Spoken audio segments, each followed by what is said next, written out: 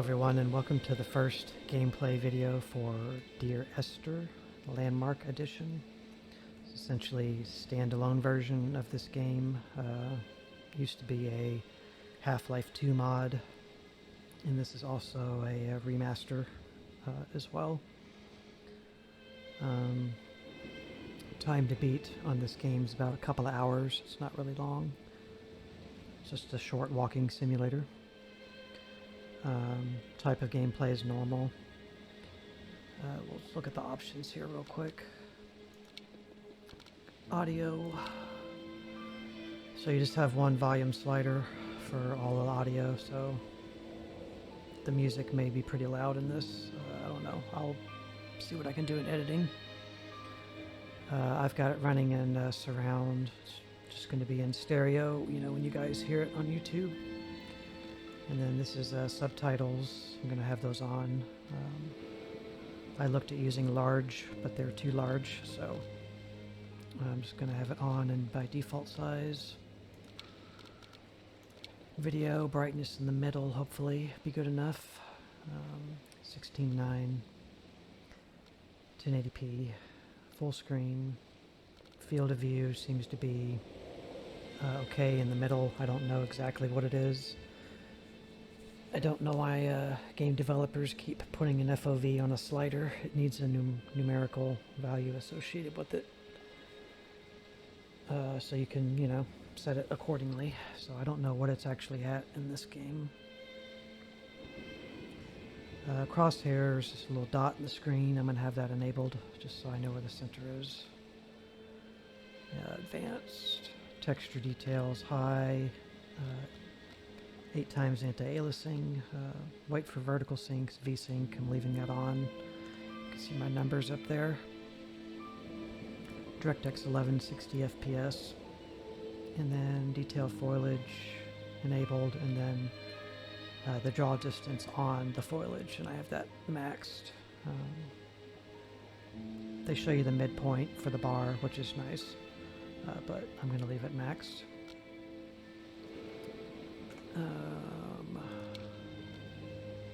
Video, keyboard, mouse.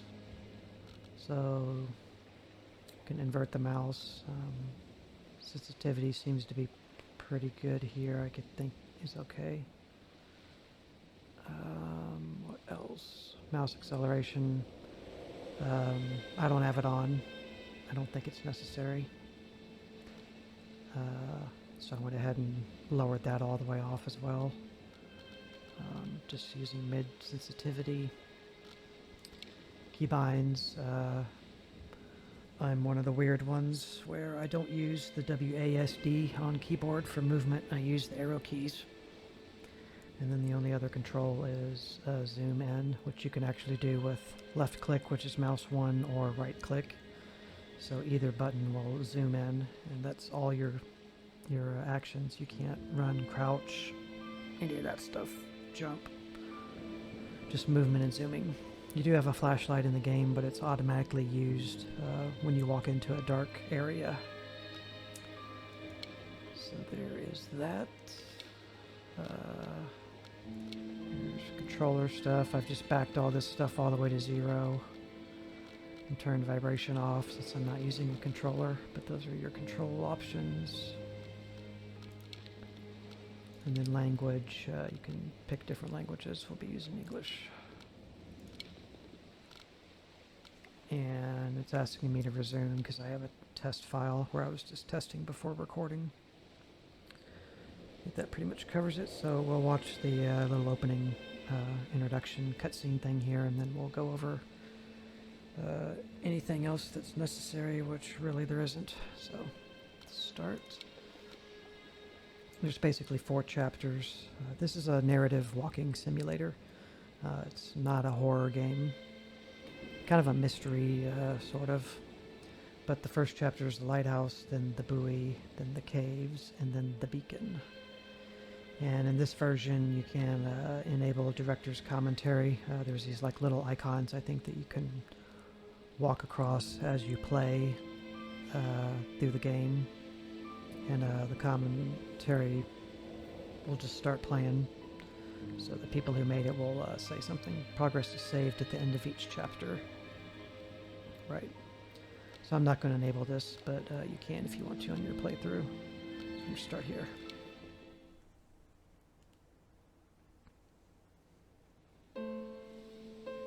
Dear Esther, the morning after I was washed ashore, salt in my ears, sand in my mouth, and the waves always at my ankles, I felt as though everything had conspired to this one last shipwreck. I remembered nothing but water, stones in my belly and my shoes, threatening to drag me under to where only the most listless of creatures swim. All right.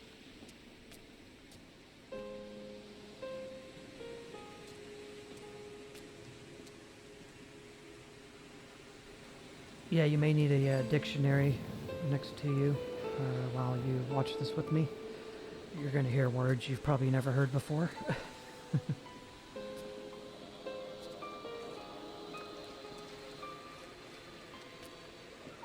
I just tried to jump. Can't jump. Alright, yeah, so we just plopped into existence. I guess we came from this boat, maybe, somehow. Here we are. Oh, here's the zoom.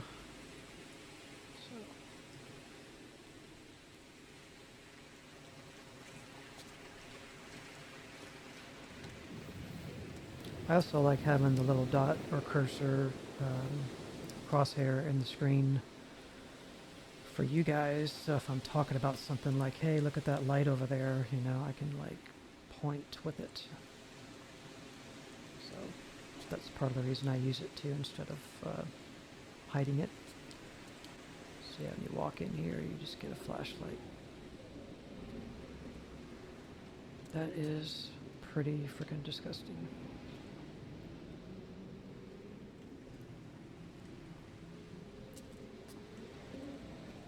I don't think you read any notes in this game. I think it's all voice acted and just spoken for you. And there's no inventory that I know of.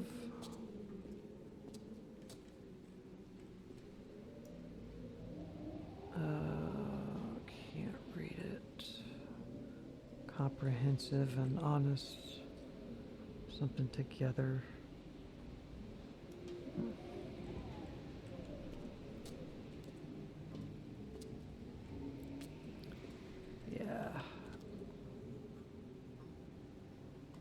Doesn't make sense now, but it'll be referenced and talked about later.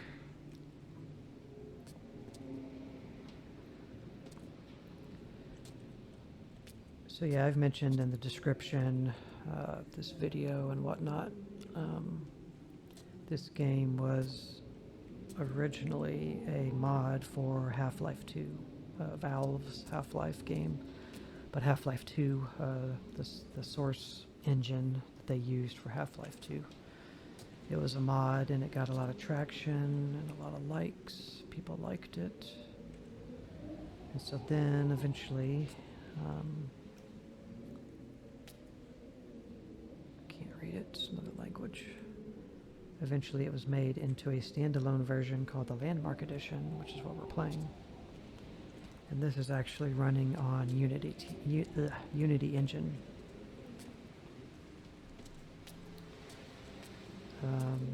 Some people will tell you that this version is a visual downgrade from the source engine version, which it probably is in a lot of respects. But, you know, you can do good visuals with Unity as well. You know, yeah, in source engine you could probably accomplish a better skybox than this, but, you know, that's serviceable.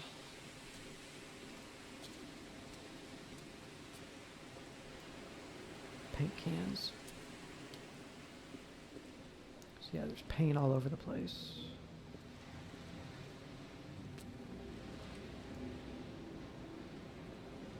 Something paint premium plus. Luminous, I think is what it says. Yeah, because it is illuminating paint.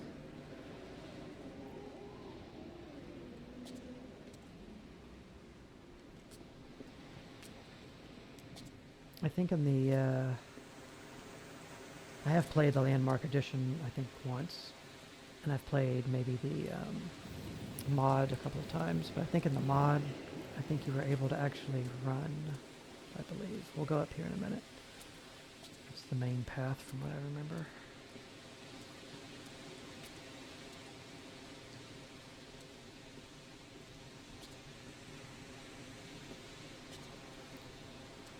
Of course, this isn't the first version of Unity, you know, this is probably like Unity version 5 or something, so, you know. Unity just gets a bad rap for a game engine because a lot of indie horror games have been made in it that are not very good. Doesn't mean they're all bad, but there's been a lot of bad horror games made in the Unity engine, so a lot of people just got a bad impression of the engine, thinking it was just, you know, people just made bad games with it, but it's not the case.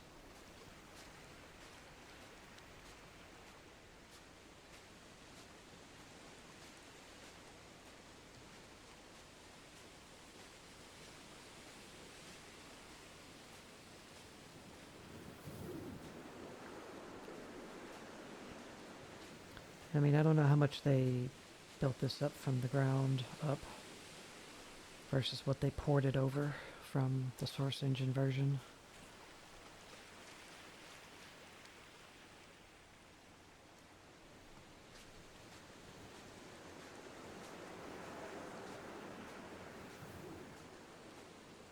But this might have been built from nothing, started over with.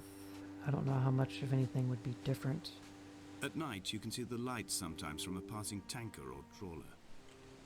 From up on the cliffs, they are mundane. But down here, they fugue into ambiguity. For instance, I cannot readily tell if they belong above or below the waves. The distinction now seems banal. Why not everything and all at once? There's nothing better to do here than indulge in contradictions whilst waiting for the fabric of life to unravel.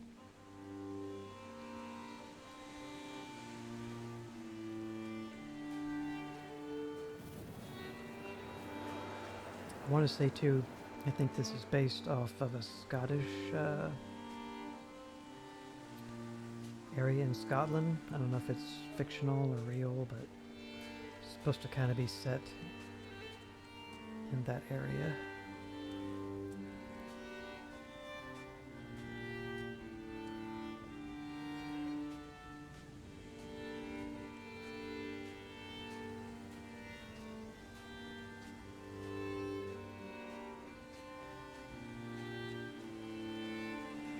There are also sightings, I guess you would call them. Like you can see silhouettes of people or like ghosts in the shape of a human person. Sometimes when you look up on a cliff, you might see them there briefly. I'm not going to be seeking them out. We might not see any, we might see some. I'm sure you can search for a guide on Google about sightings or people, and there'll be a guide you can follow, or you can find out where they all are, but just worth noting. I do not know what this is. Looks like the starting of a crop circle. Some kind of symbol.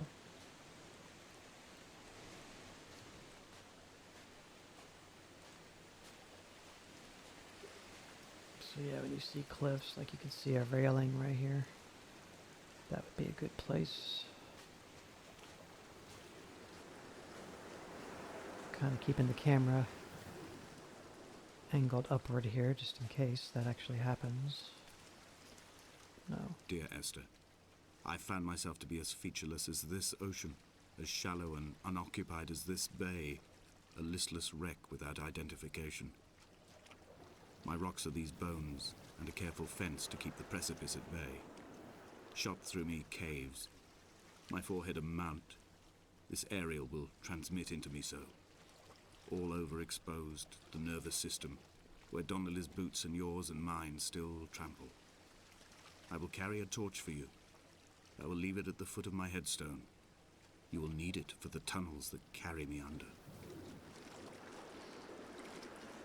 heavy, bro. Give me a flashlight. Don't think so.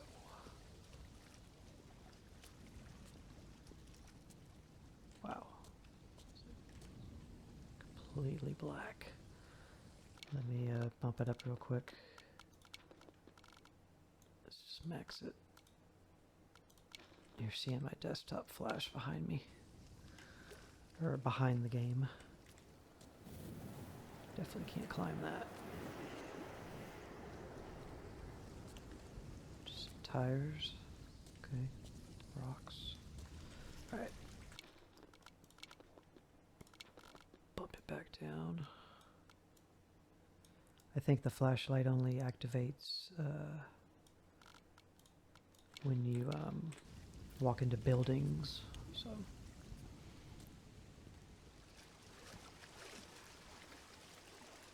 Okay.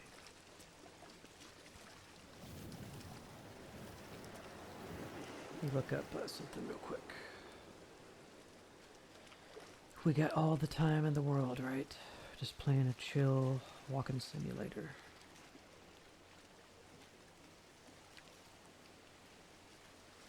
I'm sure there's a lot more lore behind this game than I know. It says featuring minimalistic gameplay. The player's only objective in the game is to explore an unnamed island in the Hebrides, Scotland. Or Hebrides, Scotland. Listening to a troubled man read a series of letters to his deceased wife. Details of her mysterious death were revealed as the player moves throughout the island. So,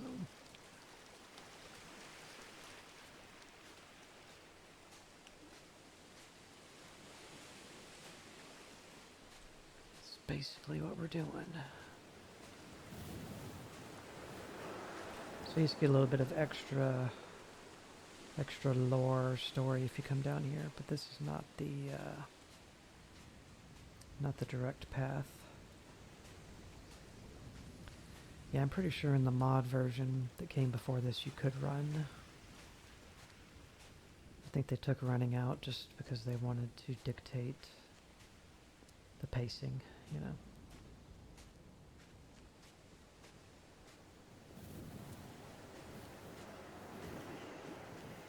Can go that way. What's this way?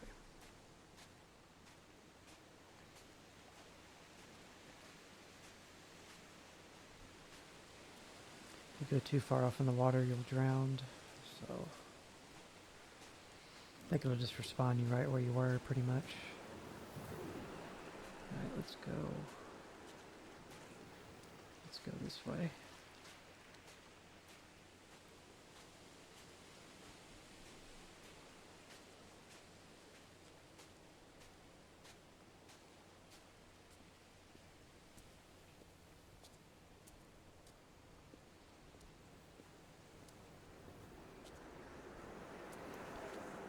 Like how all that's moving. It's cool. That stuff still, like, you know, just blows my mind still today, just because, you know, I grew up with games that didn't do this, so I think it's still cool to see. Now it's just commonplace to have this much movement on the screen. Alright, now we gotta wrap around and go up this path.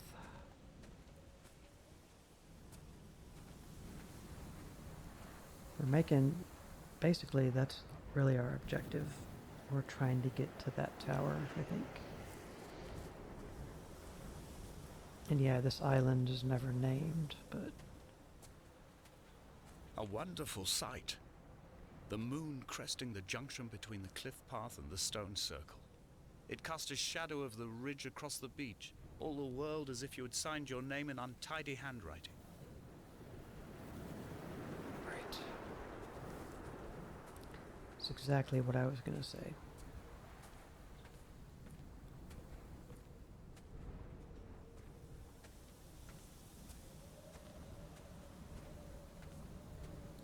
Yeah, as I was saying, there's definitely probably a lot of lore to this game.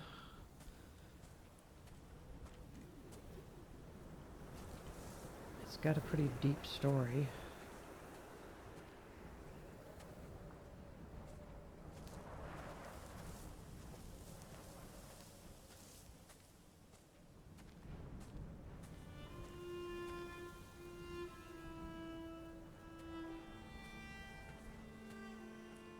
When someone had died or was dying, or was so ill they gave up what little hope they could sacrifice, they cut parallel lines into the cliff, exposing the white chalk beneath. You could see them from the mainland or the fishing boats, and know to send aid or impose a cordon of protection, and wait a generation until whatever pestilence stalked the cliff paths died along with its hosts. My lines are just for this, to keep any would-be rescuers at bay. The infection is not simply of the flesh. Infection.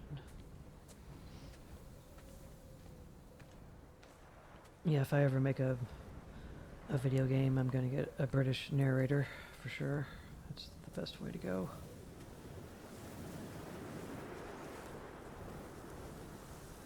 Don't fall. So white lines with chalk. Well, they cut into that too. They didn't just put white lines on it. Got this little Stonehenge action going.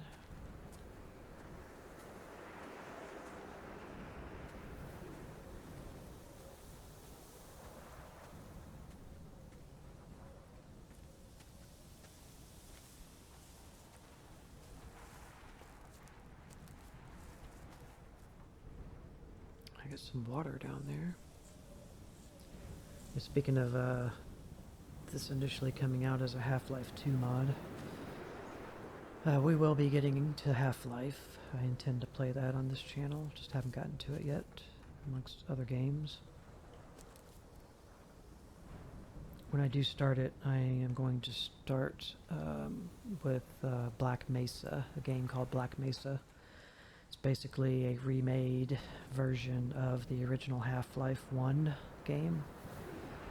I'm not going to play the original Half-Life 1 as the first one, or the Source Engine version that they have as well. I'm going to start with Black Mesa.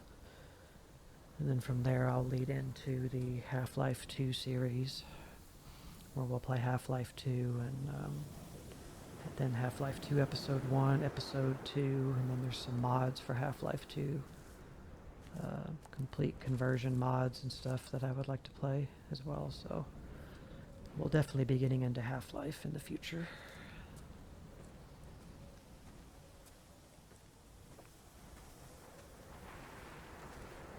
We are not like Lot's wife, you and I. We feel no particular need to turn back. There's nothing to be seen if we did. No tired old man parting the cliffs with his arms. No gifts or Bibles laid out on the sand for the taking. No tides turning or the shrieking gulls overhead. The bones of the hermit are no longer laid out for the taking. I have stolen them away to the guts of this island, where the passages all run to black, and where we can light each other's faces by their strange luminescence.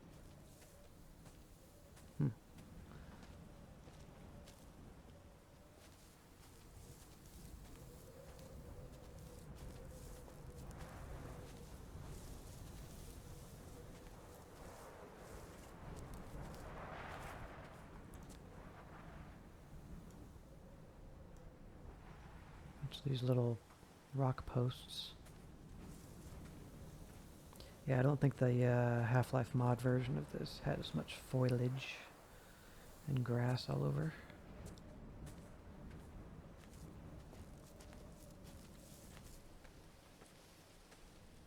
Of course, I've got foliage ramped up. Yeah, we're heading down to there, I think.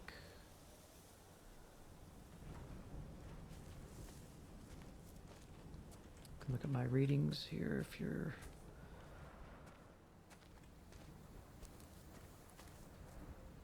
interested in the nerd stuff like me. So graphics memory, computer memory, graphics temperature, computer temperature, meaning my CPU. That's my CPU. And then graphics fan speed, the percent it's spinning. And then graphics usage. My card's only being utilized 12%. So, yeah, I got a RTX 2070 Super. Essentially a 2070 overclocked. I mean, that's what I think them to be. There's like Supers, TI, which I forget what TI stands for, and then OC, which literally means overclock, but I think all of that stuff really Dear just... Esther, I met Paul. I made my own little pilgrimage. My Damascus, a small semi-detached on the outskirts of Wolverhampton. We drank coffee in his kitchen and tried to connect to one another. Although he knew I hadn't come in search of an apology, reason or retribution, he still spiraled in panic, thrown high and lucid by his own dented bonnet. Responsibility had made him old. Like us, he'd already passed beyond any conceivable boundary of life. Okay.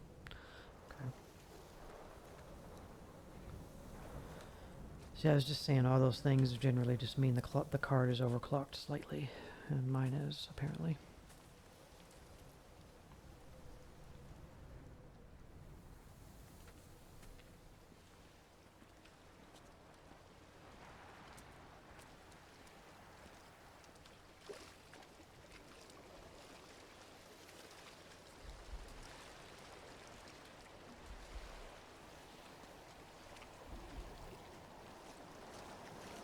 Okay, so there's the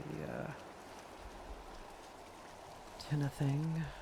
I guess that's where we started the game, because that's that thing. I couldn't see that boat from over there.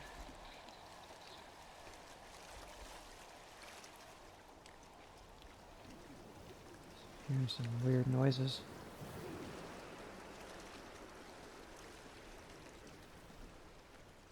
Supposed to go that way, maybe. Let's go in here. Hopefully it'll give me a flashlight. This hermit, this seer, this distant historian of bones and old bread, where did he vanish to? Why? Asked the farmers. Why? Asked Jakobsen. Why bother with your visions at all, if you're just to throw your arms up at the cliff and let it close in behind you and seal you into the belly of the island, a museum shut to all but the most devoted?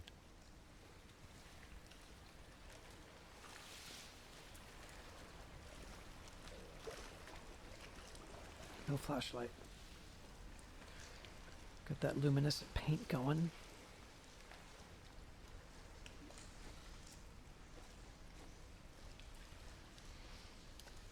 Here's a flashlight. Okay.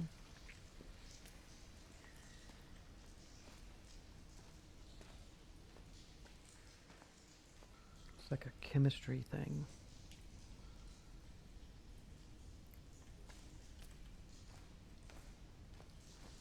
Looks like a heart, an apple, like distorted. I don't know. Looks like the apple core. I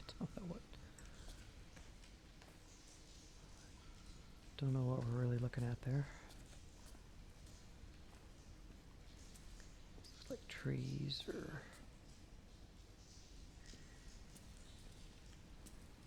Interesting.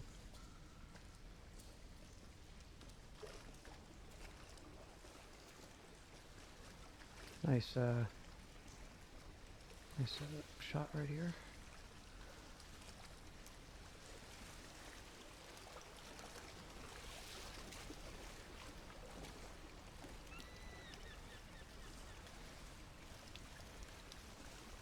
Okay, don't go too far off in the water.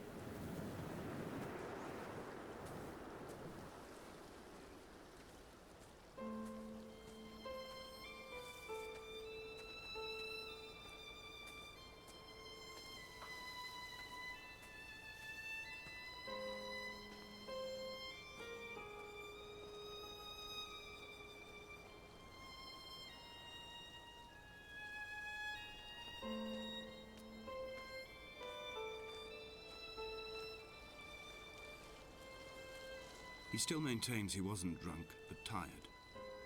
I can't make the judgment or the distinction anymore. I was drunk when I landed here, and tired too. I walked up the cliff path in near darkness and camped in the bay where the trawler lies beached. It was only at dawn that I saw the bothy and decided to make my temporary lodgings there. I was expecting just the aerial and a transmitter stashed in a weatherproof box somewhere on the mount. It had an air of uneasy permanence to it. Like all the other buildings here, erosion seems to have evaded it completely.